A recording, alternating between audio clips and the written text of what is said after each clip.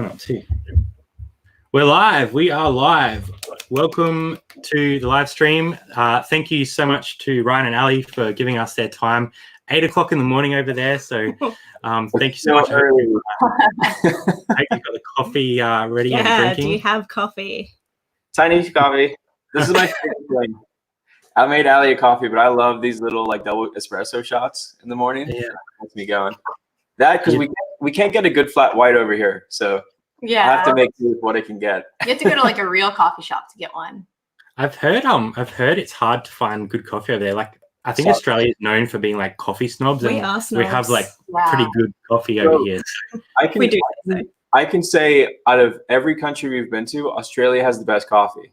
There you go. We win. That's game over. That right there. It's coming from Ralli. Peru had amazing coffee, but like I feel like you can get the same coffee in Australia. You know what I mean? Mm-hmm. Yeah. The UK, sorry UK people, the UK has trash coffee. Ever. The only good place we got coffee was their version of Starbucks. It was called Coffee. Yeah. Everyone had the worst coffee. We got so many disgusting coffees that we were like, we're not getting any more coffee from these other shops. Like it has to be the chain. But everything else is great. The people are great. Yeah. So coffee is important. That's an important part of life. I mean, looks like we've got a bunch of people in the chat. So I'll just say a quick hello to those that are in already. We've got heaps of Aussies in the chat, which are all really excited to meet and talk a little bit more to you guys. So we've got Zach. We flipping good stuff. He does a lot of curbside picking and stuff. So he's got an awesome channel. How about Zach? I was talking to him on Instagram this morning. He's a good dude. Zach has like supported us so well. So thank you so much, Zach. Danny's in the chat. He does a lot of demolishing and picking. So welcome. Cajun Reseller is in as well. G'day. Tim over the years. Susie and Flip It was up there. Oh yeah, awesome. Jesse Lee, Gibbsy Goodness, Paul Brown, a whole bunch of people. We're probably not going to get a second for everyone. Matt Tatter. Callie's away. Yeah. Game on Couple. My mum's in, so mum's here. She's come to see you guys. So thanks, Mum. Hi, Mom. Captain Op Shop Nerd, another local to our town. Game on Couple, who do a bunch of gaming stuff, awesome channels. Cool. So I'm going to scroll right to the bottom, try and keep up. I know there's a bunch of people in the chat, so thanks everyone for popping by. I think Callie just whizzed by. Oh, do we see Callie? We should probably mod up Callie because she's keeping it. Mod up. Give her a wrench. Let's wrench her. Let's find her. That's dangerous. Add moderator. She's a Smurf. She's blue. She's ready to go. Love it. We call them spanners here in Australia. Yeah. Hold on, what? Hi, Grimes. Spanners, we call them here instead of wrench. That's right, spanner. That's right. So you guys have a bit of an Australian connection, actually. So you were down here for around a year, right, with your father's business? Is that correct? Mm-hmm. Yeah, it was mine and my dad's. So we had the same company in America, and we sold the business here, and we had a non-compete to start the same company in America, but not internationally. So we knew you wanted to move. When you sold it. Right. So we sold the business planning on moving to Australia and staying there forever. Forever. So we went to, and I had family in Australia. That's why we chose. We're in Western Australia, like just outside of Perth. Yeah.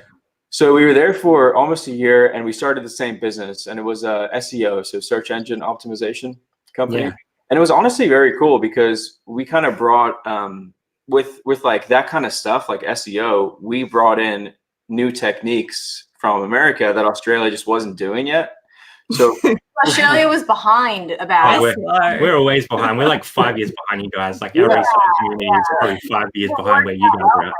Yeah. So for us, like we came in there and we were doing things that no one was doing, and our business grew really fast in that year. To the point where we were like, okay, well, let's just, we sold a portion of the company and hired a director. And then we came back to America and started another company here. So it worked out pretty well. We loved Australia though.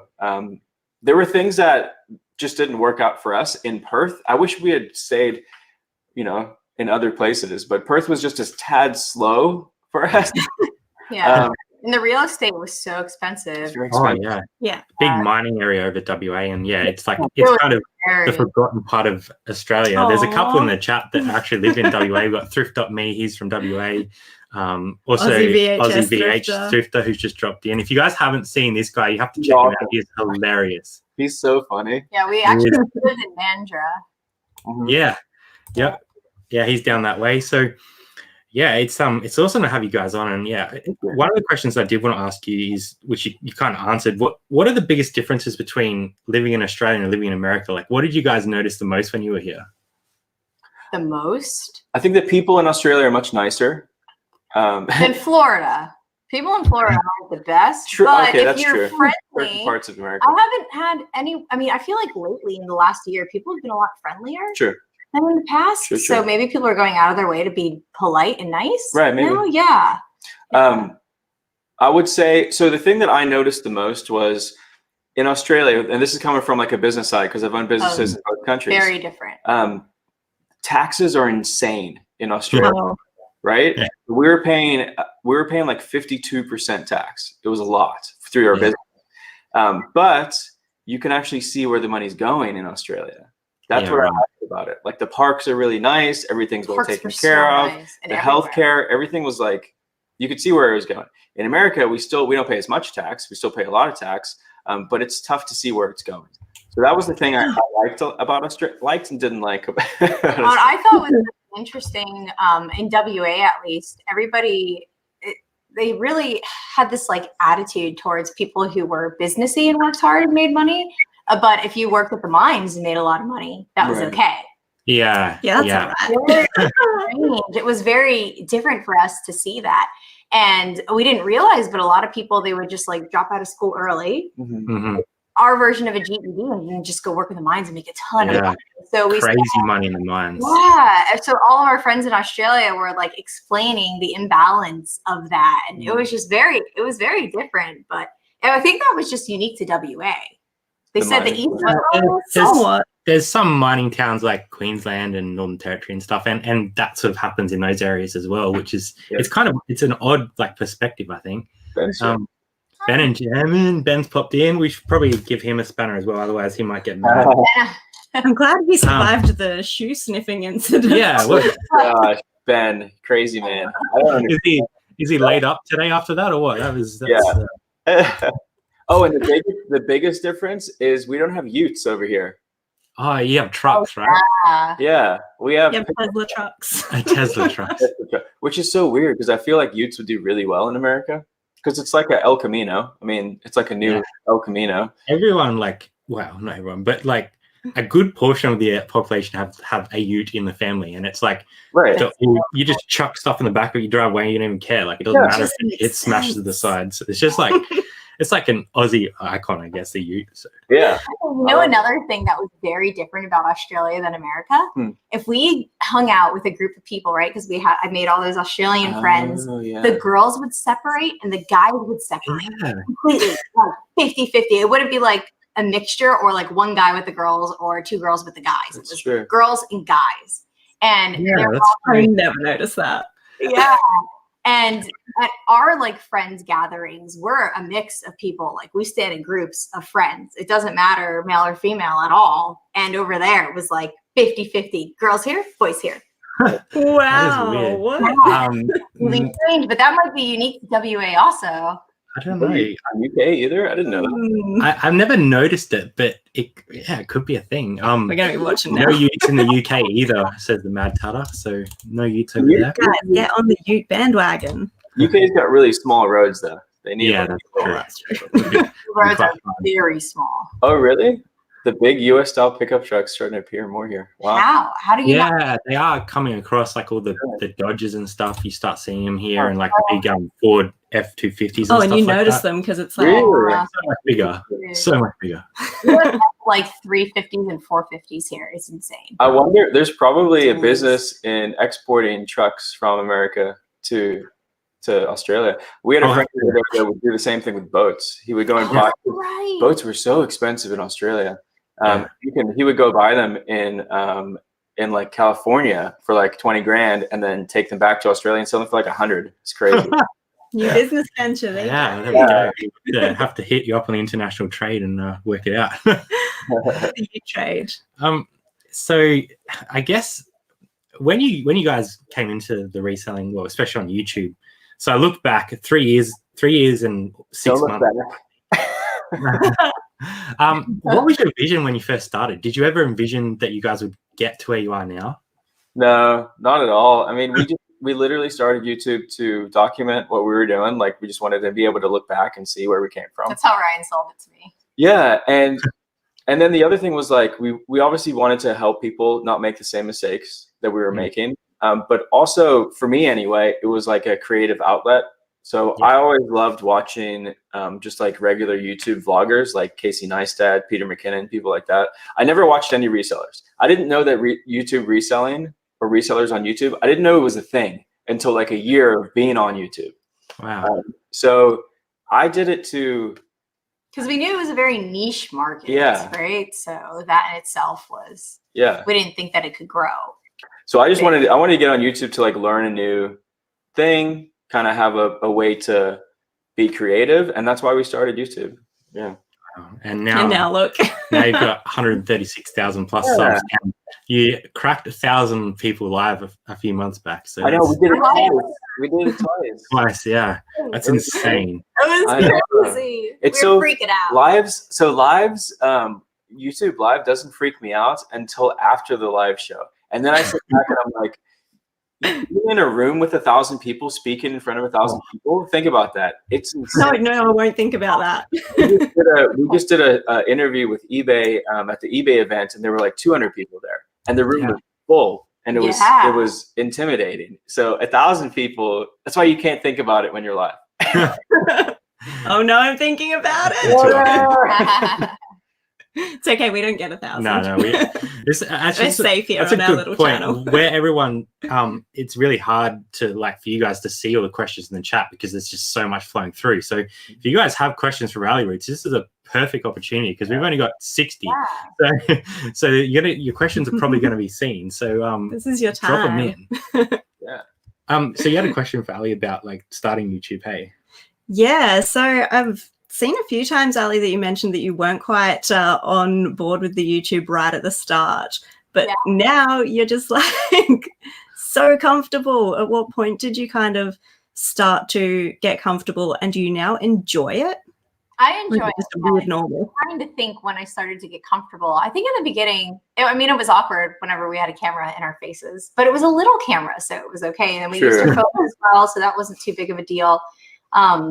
But I think that what really changed it for me was when we got messages from people of how we like inspired them and changed their lives, and they were doing so much better now, or because we taught them something, like we saved them from losing out on this, or they made this kind of money from that. So I think whenever I realized that we were directly impacting individual lives and not just like groups of people a little bit, we were like actually taking one person and helping them to hear instead of everybody like this. That's whenever I wanted to be a part. That's a really cool way to think of it, actually. Yeah.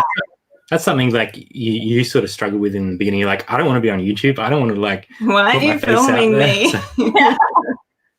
And we're still sort of trying to work out where we sort of fit and stuff. So it's really cool to see like where you guys have got to and the community that you built around you. It's an incredible thing that you guys are doing. And I wanted to personally thank you because I think it was probably your channel that gave us the confidence to do what we're doing now. So, nice. 100% for me, especially watching like Alli and Callie and just going, it's okay to just relax and I don't have to worry about saying something silly. Just let it go. And I think that's kind of like a YouTube stigma, is that people expect YouTubers to be like, hey guys, what's going on? And that's people don't like that. Hair looks weird. And we're guilty of that sometimes too when we get too hyped up. But the stuff that I like watching, I think that most people like watching, is just the reality of how it is. And I think that's one of the reasons why our channel grew so fast too, is we just kind of try to show who we are. Well, we were just always been genuine since the beginning. Like we never put on a persona in front of the camera. We are who we are. Yeah. I mean, Ryan is a lot quieter in person. I just don't talk as much when I'm not. Yeah, he's a lot quieter in person, but he doesn't have as much to say. It's not like you don't talk a lot. You talk a lot when you have something to say. True. And I completely understand. Story to tell. Like you have this vision, and so you have a lot to say. I completely understand that. Like, when I'm comfortable with people, I actually talk less to them because I don't feel like I need to like fill the conversation. You know what I mean? You're just like, oh, we're friendly. We don't need to like make Small chat. Yeah. I just realized I was just silently nodding. Yeah. Mhm. Did you guys see any AFL games or cricket matches when you were here?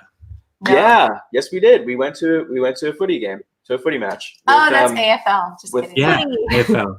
We saw one. No cricket. I'm not a huge fan of cricket, but you know. So I was born in South Africa. So Yeah. I've been to like rugby and I've seen cricket and stuff. My dad was like super big into rugby because they grew up over there too. Yeah. But footy was a cool experience. The game we went to was kind of boring, and you know what was funny is that it got hyped at the end. it got kind of hyped. I was going to that game expecting the crowd to be insane because I was like when you go to like a soccer, like a football match, Yeah. crazy, It's right? so intense. Like I think football is cool in person. Yeah. I will never watch it on TV, but I've been to a few Like football American games. football. Yeah, and there's just so much energy. Like Yeah. the whole stadium, Atmosphere. it's crazy. But I was Yeah. like, okay, so Australian football mixed with crazy WA people, it's gonna be. But it was pretty chill. I liked it. I thought it was. Yeah. WA is kind of like a two football town. Like if you went to a game in Victoria, which is like the epicenter of AFL, it's a completely different atmosphere. But Oh, yeah. yeah, like when they grand finals on, that place just like is insane. It just goes off. You know what I do want though is like a vintage all over Prince AFL shirt. Oh, You guys come up with any of those? Let me know. I'll keep an eye out for you. I've got a couple Crows ones, but yeah, they're kind you of. don't want that. Yeah, that's my team. Yeah, it's not a popular team. Yeah. Hey guys, hey, I saw a question. Someone's dropped us a super chat. Pat Dees has dropped in with a super What? chat. So Yeah, thank you so Pat much, Pat Dees. Appreciate the $5. Thank you so much. Whoa. I did see someone drop in. What was your favorite frothy? Frothy? Which is a drink. Let me find it. Oh no. That is Here we go. What's your favorite frothy? So, what's your favorite alcohol? frothy. Frothy. My favorite drink, Yeah. like a sweet drink or a savory drink or an alcohol. Alcoholic. There's so many different drinks. Alcoholic drink, Yeah. Yep. Manhattan, or an old fashioned, depending on my mood. Or martini. You drink a lot of martini. Oh, I mean, I can drink a martini. Yeah, That's a Syncopy. martini, not a sweet martini. I like whiskeys. I'm a big whiskey drinker. Yeah, I like Scottish whiskeys. Oban, there's a distillery in Oban, Scotland. That's my favorite like daily whiskey. Wow. Wow. Okay, so that guy. Is carbonated coffee still a thing? I remember a coffee soft drink. Yeah, it's not. I mean, Oh, I know, I miss coffee. It was called Coffee Pop. Coffee pop. Yeah, that's actually delicious. the branding of like our eBay store, the Hip Lion. That's where that came from. It was originally our little. Yeah, you were in the shirt. That's right. Yeah. Oh my That's so cool. gosh! Yes. This is my comfiest shirt. Yeah, that gets worn a lot. I still wore those shirts. But yeah, no, it was cool. It was just like a little side thing that we did. And we ended up, we had a business. Yeah. Right there. We had a business partner.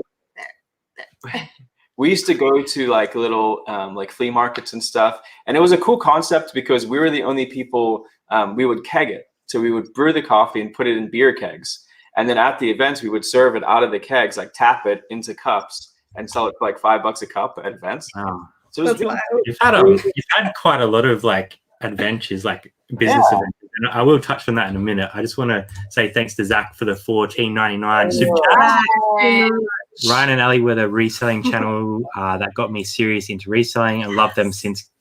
And Callie too. Lucy loves Ali's hair and unicorn leggings. Oh. And I did see Graham Spines drop a little sticker, which we can't actually bring up on StreamYard. So thank you so much, Thank Graham you. Spine, for the sticker as well. Yo, nice. Someone in the chat was saying that they liked your hair earlier as well, Ali, which is Oh, it's changed quite a lot over the years, hasn't it? It's gone from like red back to blue, back to purple, and So my good. hair color changes every month because whenever I put dye in it from it fading, it's never the same. Then also depends on what dye I happen to have. So. What's that one? The Ice cream shop used to use the coffee. They turned into a sorbet. Wow.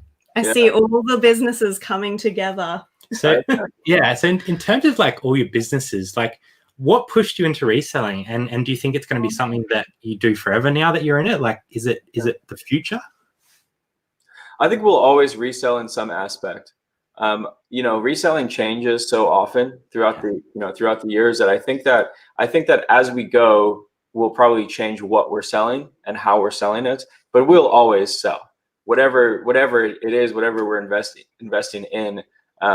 There'll always be some sort of flips going on in our lives, and there kind of always has been. It works well for us, and as a couple, really successful thing to do. Yeah. And we are passionate about it. I think the way that reselling, or the reason why reselling happened for me anyway, was because my past businesses were always more service related. So, and it's hard to give gratification to somebody when it takes 6 months to build a website. Yeah. You know what I mean? So for me, I was looking for that instant gratification thing. And with reselling, it's, hey, I have this really cool t-shirt, give me $100 and you can have it.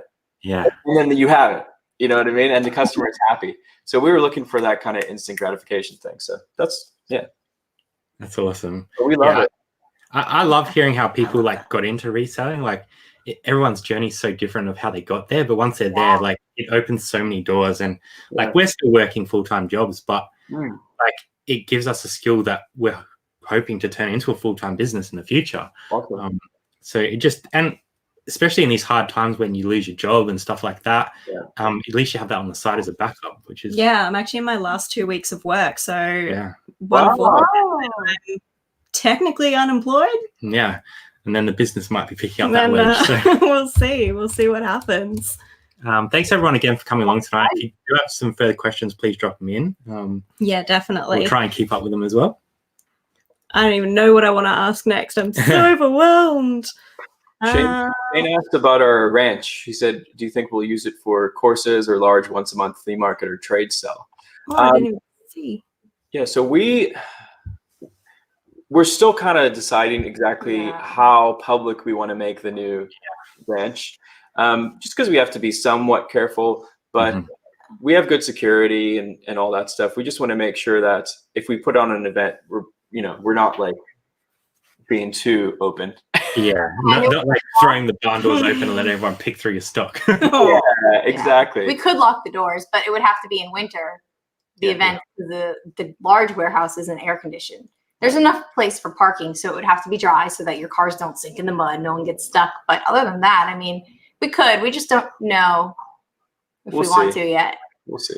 There's only so much you can do to kind of protect yourself. Like if someone really wants to cause you harm, they're going to. So I think you just, set your precautions, but then don't let it take over your life. You're right. Yeah. Was like how many cameras now inside the warehouse? 3? Mm-hmm. Yeah. The warehouse is like very, and then we're gonna on the outside, in the next like week or two, do crazy cameras everywhere just to be safe. No, definitely, and especially with like having such a presence in YouTube and stuff, like I think it's important to have that security and at least you feel safe at night. You know what I mean? You can be like, oh, the stock's safe out there. I don't have to worry about it. You can go and get it when you need to get it. Yeah. I did want to ask you a bit more about the Ralli Ranch and watching the changes that have happened since you guys have bought it is insane. Like from where it was when you got it to now, and like you did all the paint job and you're working on the studio, right? Is that almost? Yes. Yeah. We need to do an update video. People have been asking us to do an update video.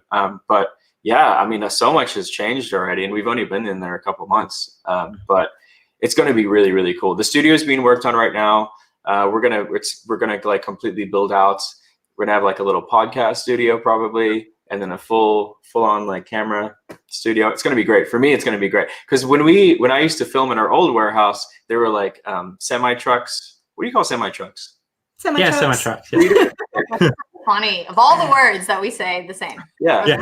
Road trains, but they're the ones with 3. Yeah. They don't say semi trucks. That's a South thing in America. They call them. Oh, I can't remember. Somebody will put in the chat though. But up north, they call them tractor trailers. They call them tractor trailers up north. Tractor trailers. Yeah. You think you're like on a farm? That's what I think. Well, yeah, that's what I picture. It actually makes more sense though because you have the tractor part and then the trailer. Right. No, that's what they are. More literal meaning. But yeah, so there were crazy noise and people working and all that. Because there was an incline, and so they have to downshift to go up, and it was so loud. So I think we got a train when we were live with Ben. I think there's a train that went past it. There is a train. Yeah. Yeah. So now we're like out in the middle of nowhere. It's so quiet, and then the studio is going to be completely soundproof. So I'm really going to come on. Grams Finds has dropped us another $4.99. Thank you so much, Grams Finds. Really appreciate that. First tattoo. My first tattoo was this one. Oh, that's right. Yeah, it's like a Zulu. This is my South Africa arm. So it's like a Zulu.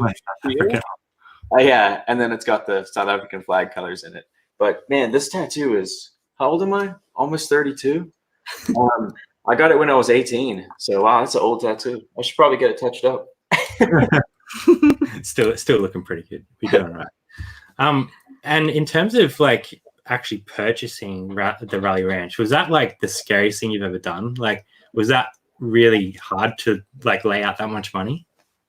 No, I wouldn't say it was hard because we were renting, and where we were renting, it got to the point where it's not like, do we want to own? We were so annoyed with our neighbors. They never leave us parking spots, and it was so loud. And there's so many things going against that location for us. The only thing going for it was affordable. There were no like weird hidden extra charges that we had to pay in addition every single month. And it was air conditioned. It was the only thing going for it. Yeah. I mean, we didn't love the location or anything. But I mean, it was still a big purchase. Yes. I think more than like the purchase of the property, the money side of things, it's just a big property. Yeah. Like even our house that we live in, like all the outside is maintained for us by the HOA. Yes. So like we're not used to land. And like we bought a smaller home. In retrospect to all of our friends, we're in a smaller house than all of our friends. Right. All of our friends live in a bigger place than us. When I saw that first video, I was gobsmacked of how big that property was. I was like, that is insane. But like, huge goals, and congratulations for the front of the property where the warehouses are. Yeah. There's the whole back of the property that's just empty. And it's also, I mean, it's way more than we needed, but it's something we can eventually grow into. Exactly. Room to grow and make plans. Yeah. Kayla's got one here. How do you think recent world events are going to affect reselling in general? I think more people are going to be shopping online personally. Yeah. It's interesting to kind of see it happening already. What I've noticed so far is Amazon sales have increased pretty dramatically. eBay sales have kind of declined. So if you look at the top most searched things right now on Amazon, the top 10 are coronavirus related. Well, there was one in there that wasn't in the top 10. No, that was 11. Oh, that was 11. Yeah. Okay. So that side of things is like increasing, and I think people are kind of focusing on buying essentials online, and they're kind of not focusing on buying wants on eBay. You know what I mean? So, but I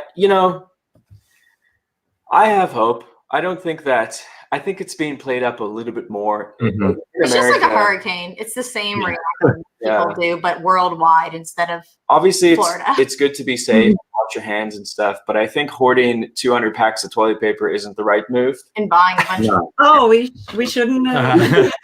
Australia was like the first one to do that, and I think we influenced the rest of the world. So it's crazy. It's honestly insane. Like, it's like people miles over toilet paper. Yeah. There's a whole psychology aspect behind that as well. Like people are buying toilet paper, so everybody else, they see that we're buying toilet paper, so they're buying it. And then people who would never prep or do anything like that, they're annoyed by the fact that they might run out of toilet paper and everybody's buying it. So they're buying extra toilet paper so that they don't run out of toilet paper because all the idiots buying too much toilet paper. Yeah, just like perpetuates the situation. And now we've actually got like, we're running out of pasta and stuff, so they're putting like limits on how much pasta you can buy, and like hand sanitizer all gone. So it's like it is a big like cycle of like you want to like get stuff for yourself because all that stuff's going. Like it's bad. Like supply and demand, people. It's crazy. It's ridiculous. So in Florida, I'm not really seeing any shelves get wiped out. Like we're walking at the grocery store, nothing really looked wiped out, but. And I think the biggest thing is like, you have to, obviously you should be, and this isn't advice to anybody. This is just how we do it. You have to be safe. Obviously try to be cautious with what you're doing, wash your hands and all that good stuff. But you still have to live your lives. Yeah. There's people that are hoarded up in their house, like with their guns and stuff. And they're like, I'm not going outside until that zombie apocalypse starts. And really, people were saying stuff about it on the video that we just posted, the Thrift Con, because that was a big event and there's a bunch of people there and stuff. And we're like, listen, we're not going to stop living our lives because of this thing, you know? Yeah. And I just want to point out, whenever it comes to like any type of bacteria or virus, if you are very healthy and you're putting your body in a position to work at its max efficiency, you may carry like the flu and any flu in general or any virus in general, but that doesn't necessarily mean you're going to get sick. So just over it. Like, I'm taking a lot of vitamins and supplements so that if someone coughs on me with corona, I'm not going to get sick. I can guarantee you that. Like, bring it on. Safeguard yourself with like vitamins that and minerals and supplements that fought against like SARS and MERS, right? You pronounce it MERS.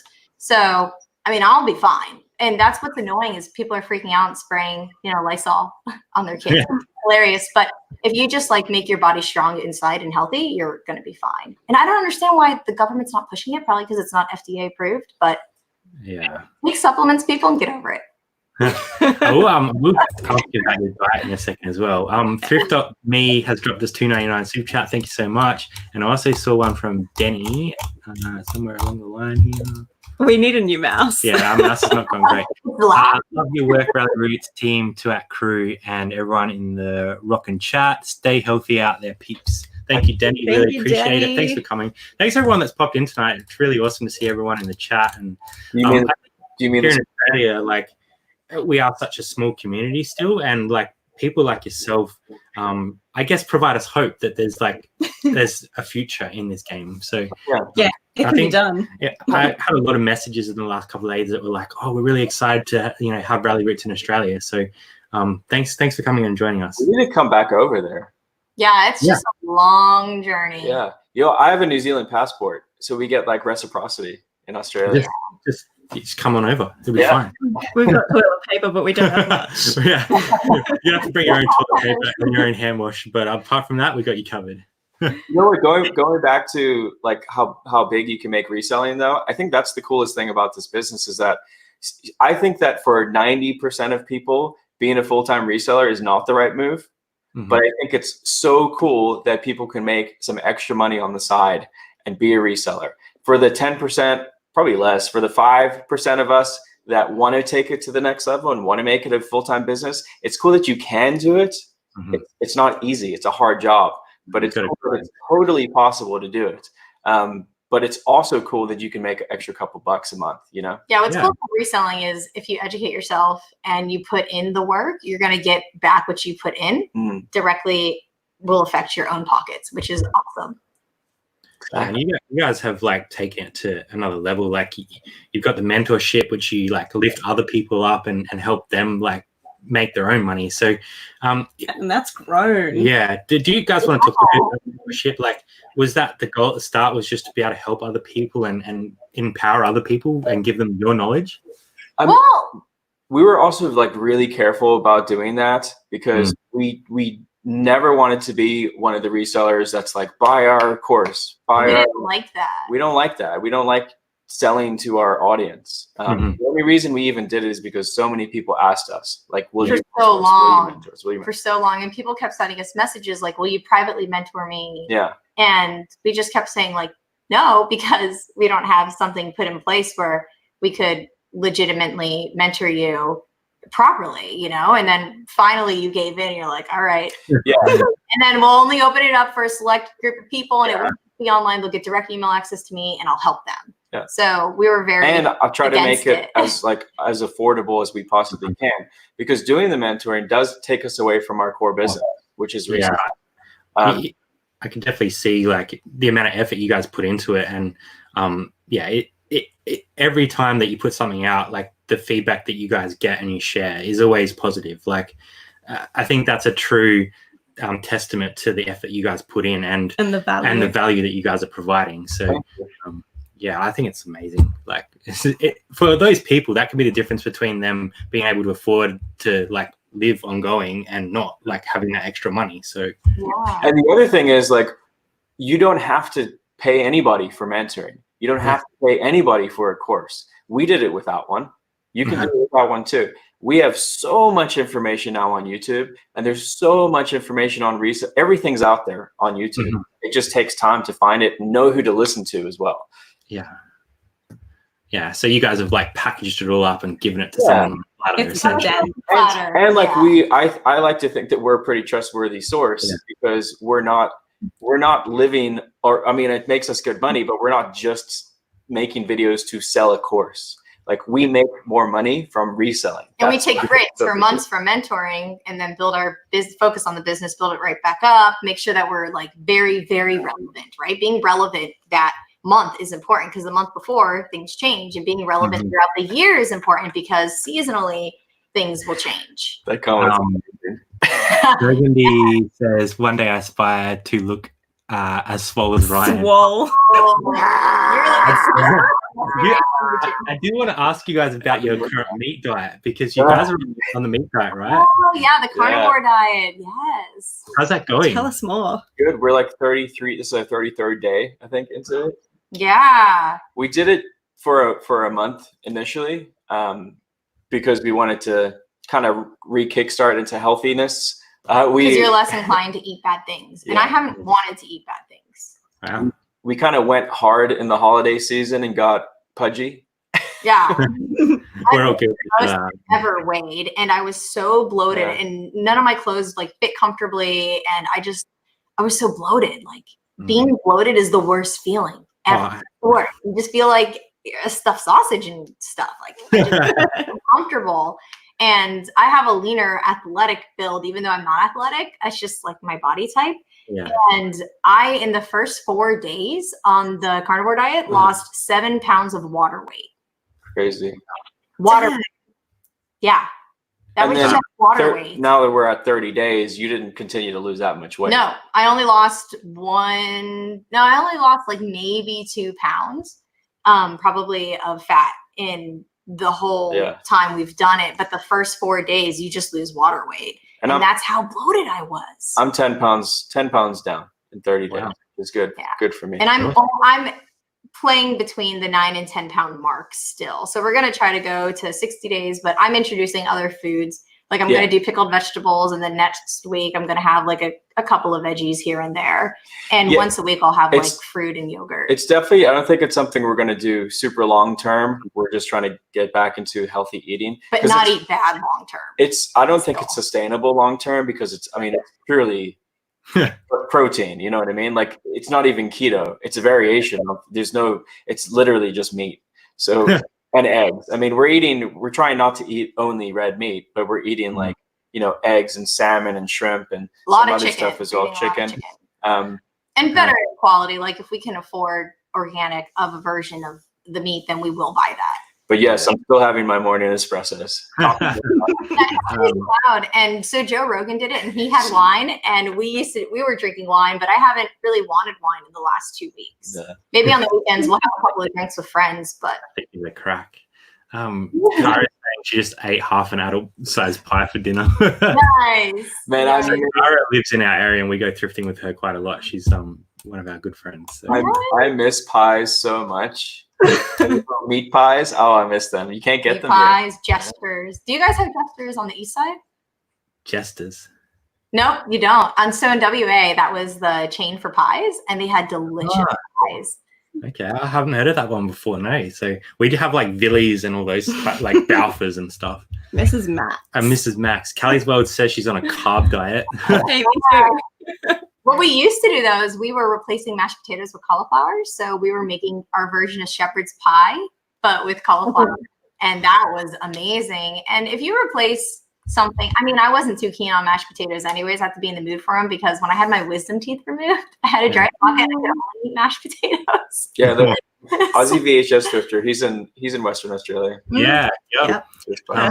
He awesome channel, and we do a Sunday live with him and a couple other boys and just like chill out and have some fun. So boys, like a boys club only? No, it's just something we started. Australians and your boys clubs. No. You can't stop me if I want to come. Yeah, she should kick me out of the way if she really wanted to be involved. But yeah, it's just like us hanging out on a Sunday having a beer. So Nice. Yeah, it's nice to like decompress from the week, I think, especially like in the reselling world, like so much happening. Cracking a coldie, mate. Cracking a coldie. Like you've had pajamas at that point, so Yeah. I ain't coming on. Jazz is on the mod stick, so we'll try and catch up to where we've kind of Oh, we lost did. track We of wrote so many notes. no, it's good.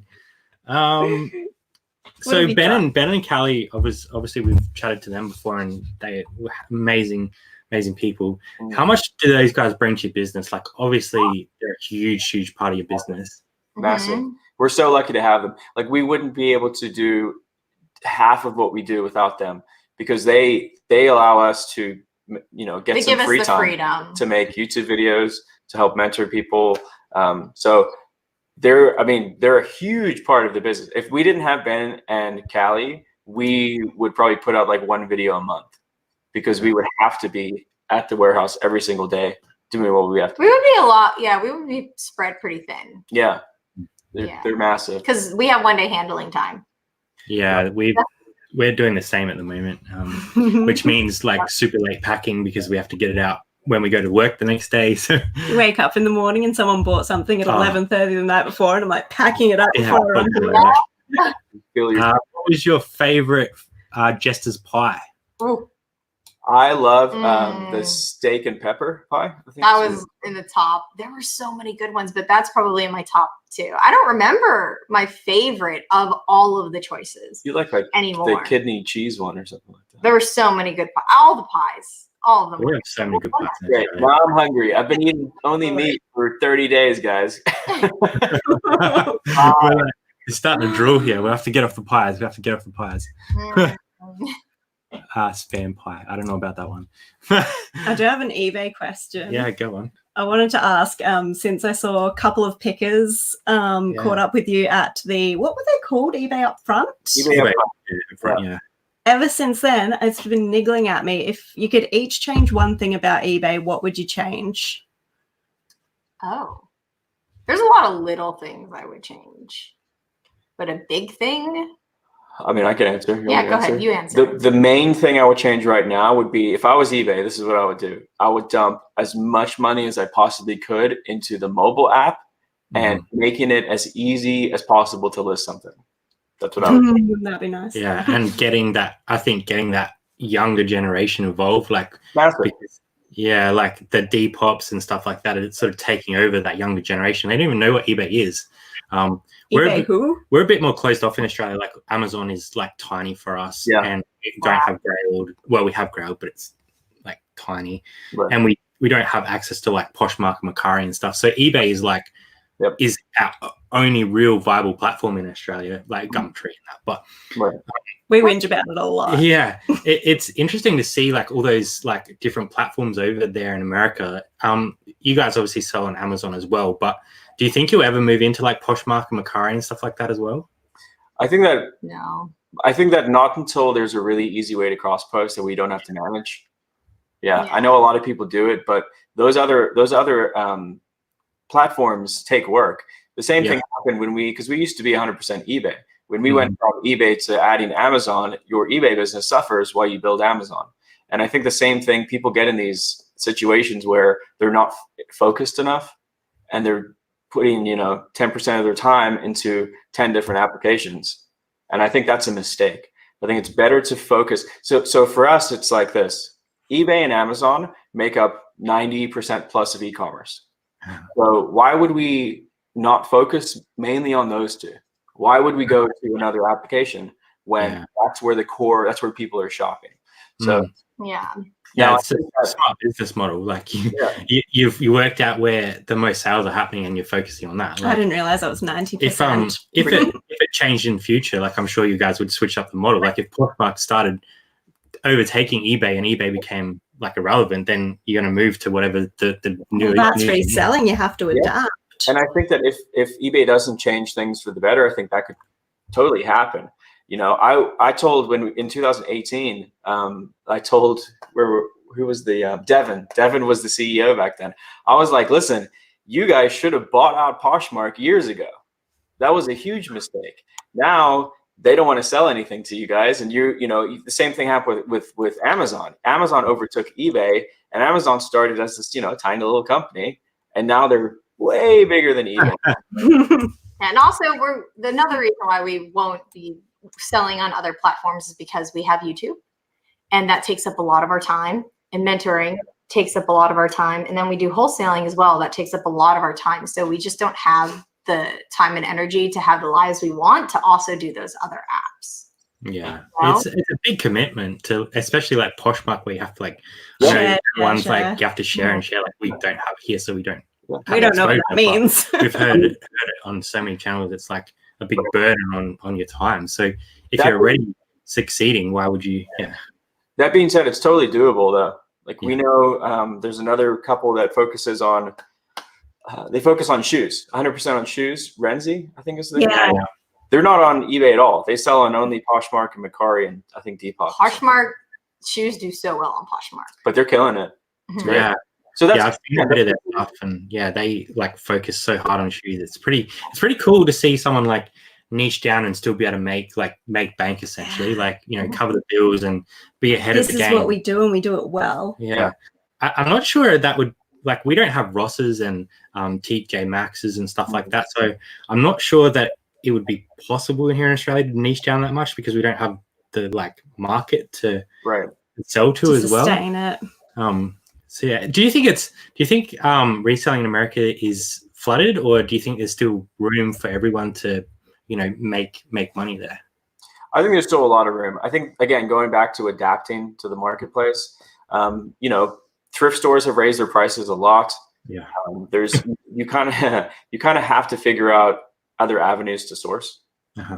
So it's just being smart about where you're getting your inventory from and how you're growing your business. Even if the market gets flooded with resellers, though, doesn't mean everyone's going to stick with it, right? And doesn't mean everyone has the same knowledge when they go to the thrift store. Like we can go down the same rack and see different stuff. Yeah. But when you're going to mention that, it seems like a lot of people kind of give it a try, and a lot of people quit reselling. So we were actually going to ask why do you think we have such a huge turnover? I think people want to get rich quick, and they realize it takes more work than and that's probably kind of our fault for the way that we make YouTube videos sometimes, because people are only getting the 10-minute, 20-minute snapshot of the reality, the work that goes into it. And we try to be as real as we possibly can, but people have to realize, like, if we're showing something that we bought for $20 and sold for $100, it doesn't just happen, right? Like there's work that goes into that. There's going up and finding the item. There's listing the item and taking pictures. There's getting it sold to the right person and work that goes into promoting it or whatever you have to do to get it sold. And if it's a slower moving item, you need a lot of positive feedback, and it takes a while to build up your store. So take that amount of work and multiply it by 1,000, and that's kind of what reselling is full time. It's hard to show the work. It's because you're working, you're not filming and making like content that's actually digestible if it's just you working. So I think we'll probably accidentally glamorize it a bit. Maybe. Yeah. I think it's good to see channels like yourself, like when something bad happens, you're willing to share it, and you're an open book in terms of, like, the other week I know you shared like what you make on YouTube, and that was kind of an area that you said, Ryan, that you're kind of nervous to share because it was kind of that little bit of stigma, but you were like, well, no, like we put in the effort to get here and the community is happy to support us, so let's tell you what we're doing. Like I think having that transparency just opens you up to more people wanting more of you. Do you know what I mean? Like it kind of builds that trust. I agree. And listen, every business has haters, but the reselling community in general, I think, is fairly positive. And we're lucky that on YouTube, we get pretty positive people in our channel. So I mean, I don't think there's anything wrong with being transparent with everything that we do up to a point. Obviously, we're not going to publish our wholesalers. But we try to just show the reality. Yeah, there's definitely things you have to keep close to your chest, but everything you can give, you are giving. So. Yeah. What do you think is the biggest lesson you've learned looking back over the kind of last few years of reselling? Biggest lesson? You answer that. I'd have long of an answer. I think that one, don't judge your efforts and based on somebody else's. So don't compare yourself to other people. Yeah. Because we all started somewhere. And, we're guilty of it too. We're years and years into doing this. And sometimes on Instagram is such a big platform for people doing this. Like people will post their numbers showing like, $500,000 in sales this year. And when you're a smaller reseller and you look at that, sometimes it's like, well, look where I am. I'm only making a couple $100 a month. I'm never going to get there. But you also have to remember that it takes time to get to that point. Like you have to build up your business. Yeah. So I think not comparing yourself to anybody else, just doing your thing and finding what works for you. There's so many different ways to do this. Just find what works right for you. Yeah. And then time, like knowing that things take time. It's not going to happen overnight. You have to put the work in. It takes time. YouTube was the same way. We put in 2 years of effort on YouTube, making no money before things finally clicked and took off for us. So yeah, you have to put in that groundwork for yourself to succeed. Like they say, a normal business takes 5 years to grow to a point where it's a healthy turnover. So if you can get a reselling business to that point quicker, then you're doing amazing, really. Ryan mentioned the other day that everyone loses inventory sometimes, and that helped me because I have done it in the past and hate it. Mm-hmm. We've had that issue where like you end something and you relist it and you forget to check the quantity, and then you sell an extra one. You're like, I don't have that anymore. Yeah. I don't think that you're like a full-on reseller until you ship two things to different people on accident. Yeah. Have you done that yet? Not yet. There was one that was Really? very, very close. Like I was putting the label on, I was like, this doesn't feel like the right, like, when you pick up an item, you're like, this doesn't feel like the right item. Yeah. And I was like, there's something wrong here. And I was like, opened it. I was like, this is not the right item. And Jazz like freaked out because she's like, we almost just stuffed up. It almost happened. Been very lucky so far. I'm sure it will happen at some point during our journey, no doubt. But one thing I did want to ask, being such a big channel, you kind of mentioned it there a little bit before, but how do you guys sort of switch off from some of the hate that comes through? Like, how do you sort of balance negativity. that negativity, I suppose? Yeah. It's tough sometimes. You look at it more than me. Yeah. So my initial reaction now, which I've been really training myself to do it, is I'll just delete the comment and move on. Yeah, if it's cool. if it's a really bad, if it's a comment they're just looking for a reaction, what I do is I just delete it and move on. And you have to remember, a lot of negativity stems from ignorance. Yeah. And a lot of it stems from jealousy and envy. So people they think, oh, we just sit back and magic happens. They don't realize, well, if we put in the time that we put in, you would be just as successful as we are. So get over it. And that being said, like, we're just people, and sometimes I do get triggered, and sometimes I will respond back. If it's a really dumb comment or like something that's just ignorant, I will let them know that they're wrong, So, Yeah. But And you have to remember, there are crazy people online. Yeah. And you're just going to get those crazy people comments, and those people may have something mentally actually going on with them. Right. And you just have to accept that they're going to make comments on your video. But I always try to respond in like at least a professional way or a nicer way, and with facts. So like yesterday, someone commented like, I'm not doing this. This doesn't work. I had to pay 19% in fees, 10% to PayPal, 8% to eBay, and 1% to take money out. Right. So I was like, I just commented and I was like, well, no, that's not true. And you shouldn't comment stuff and scare people with numbers when they're not accurate. And then I linked the actual PayPal fees so they could see PayPal's 2.9% plus 30 cents, eBay 10%. Like, you can't over exaggerate because you didn't like the way that things work. Right. Ignorance. Yeah. They just didn't know their numbers. Like, you need to educate yourself before you go and spew things. And most people will spew things before educating themselves. Yeah. Yep. So true. People also, like I said, 99% of comments we get are positive. But people, that 1% will say stuff online that they would never say to our faces. And you have to realize that too. Like, people are really bold sometimes online, and you just have to deal with it like a child and move on. I think you've also got to take that 99% that is positive. And like, I think naturally you give more weight to the negative. Like, you see one negative comment and it drags you in, whereas all the positives, you're like, oh, that's awesome. But impact you as much as the negative. So true. I think you just got to try. I'm trying to focus on the positive, and we're only tiny, so I can't imagine. Yeah. Oh, it gets bad sometimes. Ken's saying he did one, but they lived in the next suburb, so they just met up and swapped it. That's awesome. That's great. Nice. That's so good. Result. Oh boy. I see somebody asked where in Florida we live. We live in the Tampa area. Just outside of Tampa. You got a lot of resellers in Florida. Hey, like I've seen a lot. Yeah. It's a huge community. It's like crazy. When we go into a thrift store, there are at least 10% of the people in the thrift store are reselling, minimum, at any given time. Someone in the thrift store tonight. Yeah, we did. We met someone that had seen us on YouTube, and they came over and awesome.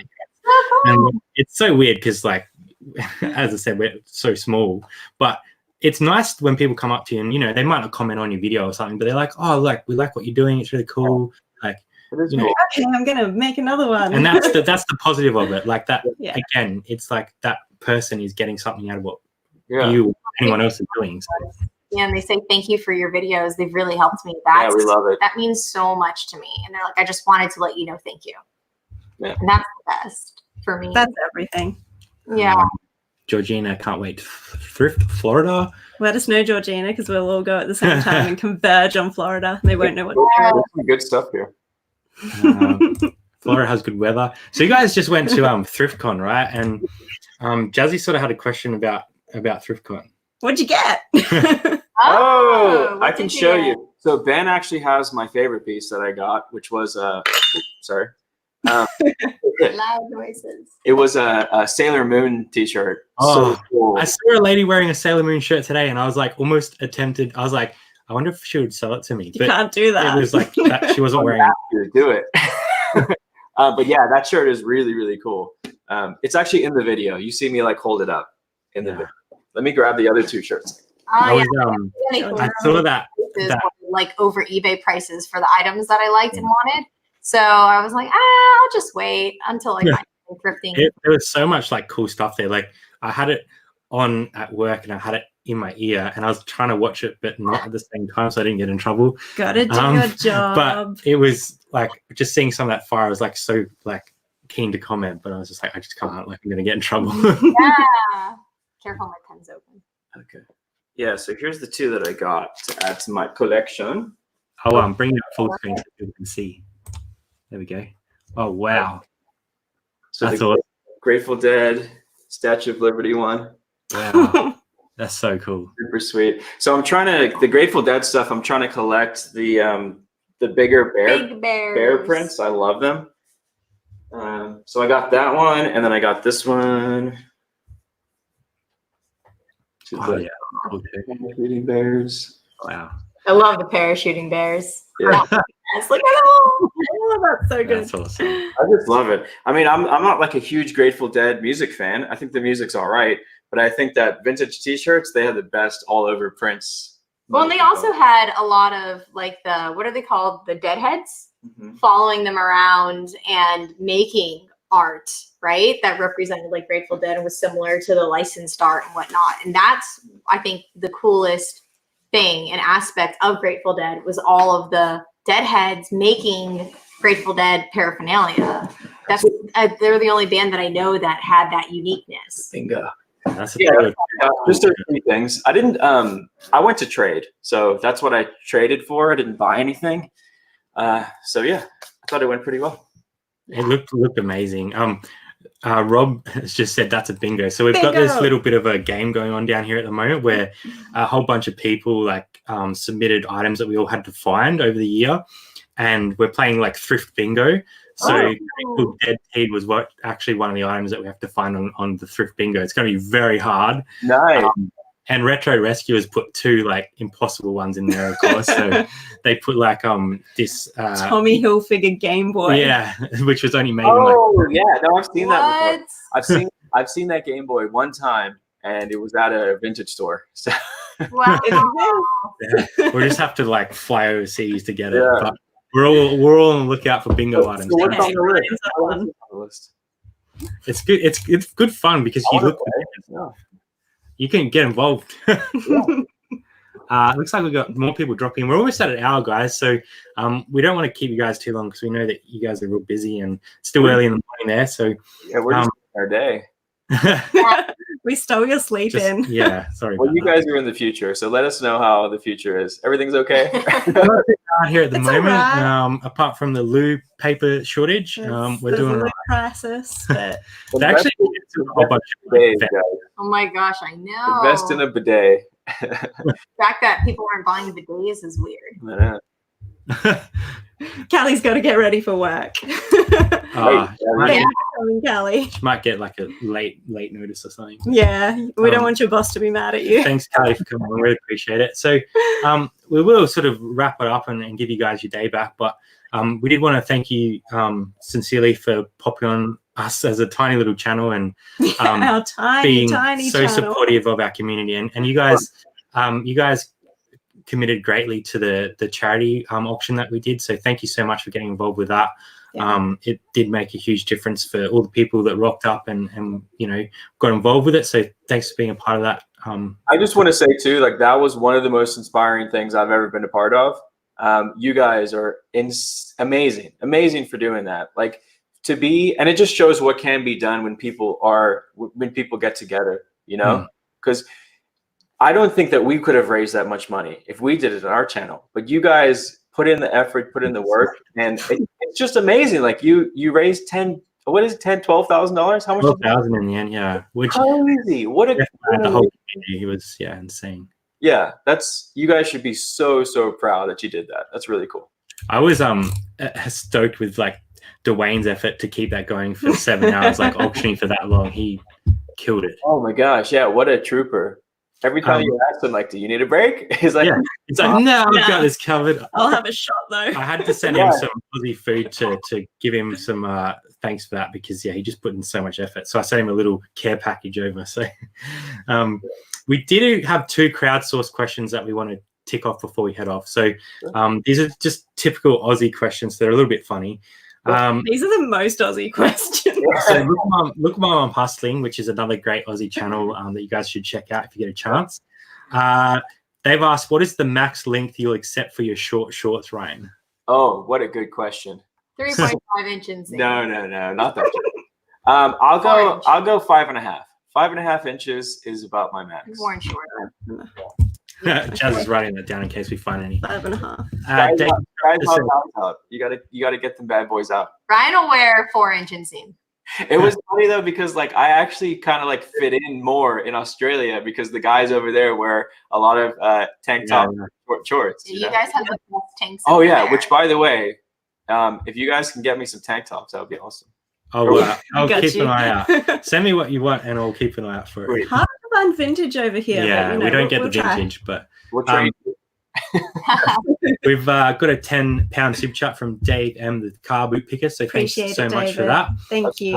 Bumcrack Picker, the mod to the stars, has dropped Look Mom's channel. So thank you very much. Thank you, Bumcrack, for being here. And the last question was actually from the Aussie VHS Thrifter, and you kind of covered it off because you knew about his channel, but. And I know you guys watch retros as well. Do you get to see much of Australian thrifting at all? To be honest with you, like we try not to watch too many reseller channels in general, just because I feel like it influences our videos that we do, and we want to be as original as we can. So we kind of don't watch, but we try to support the people that we like.